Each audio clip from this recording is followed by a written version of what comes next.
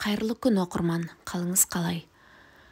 24 жастағы Ақмарал деген келіннің, қазақтың қызының тұрмыстағы қиындығы, енесімен қиындығы туралы айтылады. Соңына дейін тыңдаңыздар. Мен тұрмысқа ерте шықтым. Бірақ өзім қалаған шынымен сүйетін адамыма шықтым. Екеуміз бір-бірімізді жақсы көреміз. Алайда мен тұрмыста бақыттымын деп айта алмаймын. Оған себепші енем. Мен осы отбасына келетін кезде құрбыларым сияқты енеммен ұрсып жүрмеймін. Бірден оны анамдай қабылдап, айтқанына көнемін деп келген болатымын. Мінезінде сондай, қабағымды шытпаймын, өзіме бір нәрсе ұнамағанды білдірмеймін. Әсіресе күйеуім екеуміз ұрсып қалсақ, енемнің көзінше бәрін жақсы етіп көрсетуге тырысатынмын. Баласы мен келіні дауласып қалса, оның көңілі бұзылып қалады деп уайымдайтынмын. Енем де маған жақсы көзбен қарайды, қызынан кем көрмейді. Ананы дұрыс істемедің, мынаны дұрыс қоймадың деп даттамайды.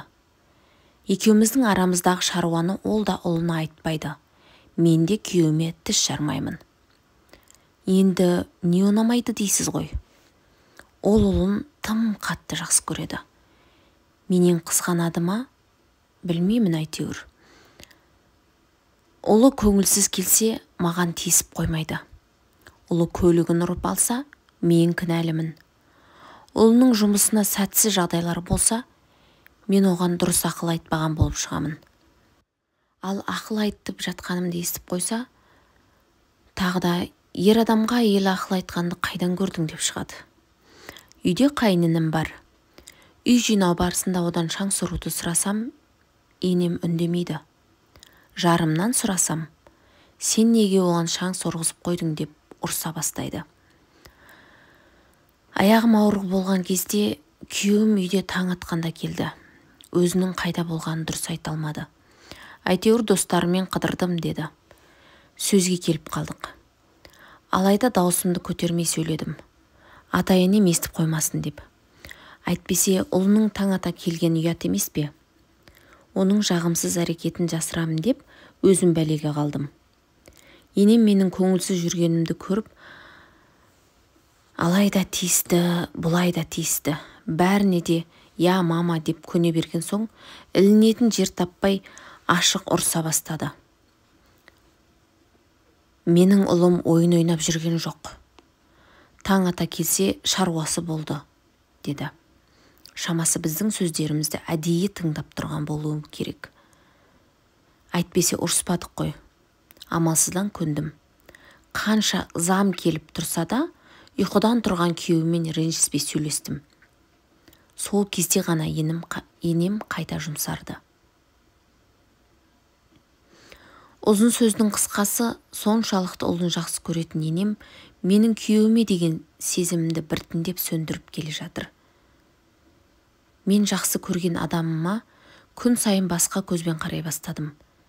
Менің күйеуім емес, анасының етегіне тығыла беретін баласы ретінде. Себебі ол да соқыр емес, ол да бәрін көріп жүр. Бірақ оған бұл жағдай ұнайды. Соңғы кезде анасы оны жақтай беретінін білетін ол қол көтере бастады. Енем мен атамның қарым-қатынасы ешкім кедергі болған емес. Бөлек тұрып, өз отбасын өздері көтерді. Енді неге менің отбасыма соншалықты тиісе береді екен? Неге ұлының ересек болуына кедергі жасайды? Мен қашанға дейін осылай жүре беремін? Басқа адам үшін ондай жағдай тумайды. Ол кезде одан артық ене жоқ. Бірақ мәселе оның ұлына келіп тірелген кезде одан жаман ене жоқ. Тиісіп қашып жүргеннен жүйкем қозыды. Кетіп қалайын десем, кішкентай қызымыз бар. Тығырықтан шығатын жол қандай? Ал сіздер не айтар едіңіздер?